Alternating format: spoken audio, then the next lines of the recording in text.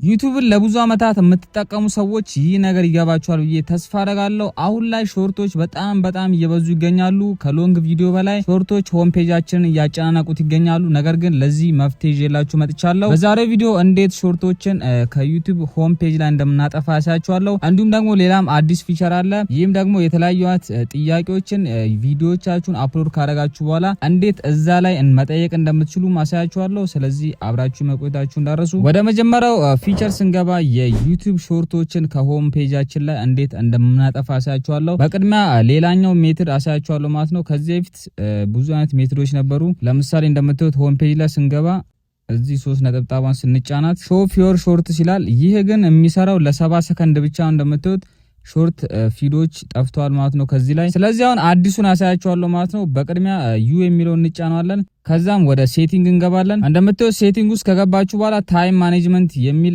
ታብ አለ፣ እሱን እንጫናለን። በዚህ አጋጣሚ ዩቲዩብ ላይ ምን ያህል ታይሞችን ስፔል እንዳደረጋችሁ እዚህ ጋር መከታተል ትችላላችሁ ማለት ነው። እያንዳንዱን ሂስትሪ ያሳያችኋል። ስለዚህ ከታች እንደምታዩት ዴይሊ ሊሚትስ የሚል አማራጭ አለ፣ ሾርትስ ፊድ ሊሚት የሚል አለ፣ እሱን እንጫናለን። ከዛም እነዚህን አማራጮች ያመጣልናል ማለት ነው። ለምን ያህል ጊዜ ሊሚት እንሰጠዋለን የሚለው 2 አወር፣ 1 አወር፣ 45 ሚኒት፣ 30 ሚኒት፣ 50 ሚኒት እና 0 ሚኒት የሚል አለ።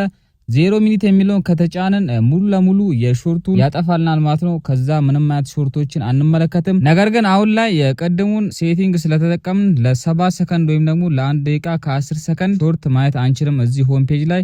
ስለዚህ እሱ ከጠፋ በኋላ ደግሞ ተመልሰን ያንን አሳያችኋለሁ ማለት ነው። ሌላኛው ደግሞ ሾው ሊሚት የሚለውን ቅድም እንዳያችሁት የመጀመሪያውን ሴቲንግ ስንጠቀም ሾርት ውስጥ ከገባን በኋላ በዚህ መልኩ ያመጣልናል። ነገር ግን አዲሱ ሴቲንግን በምንጠቀምበት ሰዓት ላይ ሾርት ውስጥ ከገባን በኋላ ምንም አይነት የሾርት ቪዲዮችን አያሳየንም። እሱንም አሳያችኋለሁ ማለት ነው። በደንብ እዚህ ጋር በተግባር እናያለን። ስለዚህ 7 ሰከንዷ እስክታልቅ ድረስ እዚህ ጋር ደግሞ ሌላ አንድ እውነታ እነግራችኋለሁ። ሆም ፔጃችሁ ላይ እጅግ በጣም በሚገርም ሁኔታ የተለያዩ አይነት የኮሚኒቲ ፖስቶች በጣም በብዛት እየተገኙ ይገኛሉ።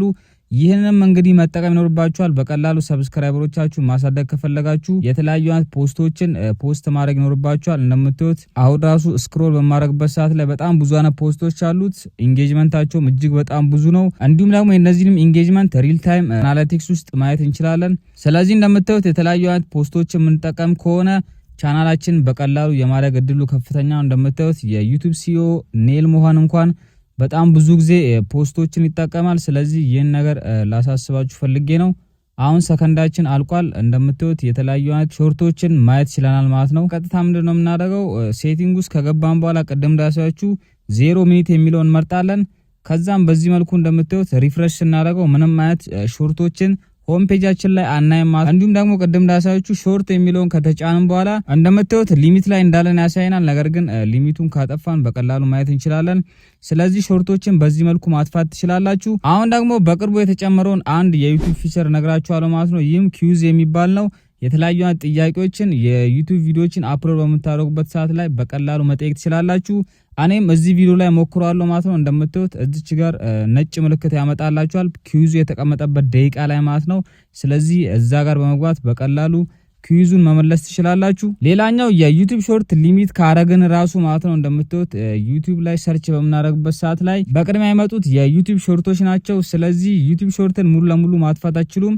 ሰርች በምታደርጉበት ሰዓት ላይ ይመጣላችኋል። ነገር ግን ሆም ፔጃችሁ ላይ በምንም አይነት ተአምር ማለት ነው ያንን ሴቲንግ ካስተካከላችሁት ሊመጣላችሁ አይችልም። ሌላ አልነግራችሁም ፈልገው ደግሞ ይሄኛው የዩቲዩብ ሾርት ሴቲንግ ሁሉም ዩቲዩበር ላይ አይገኝም። እናንተ ጋር ከሌለስ ሐሳባችሁን ኮሜንት ላይ አስቀምጡልኝ።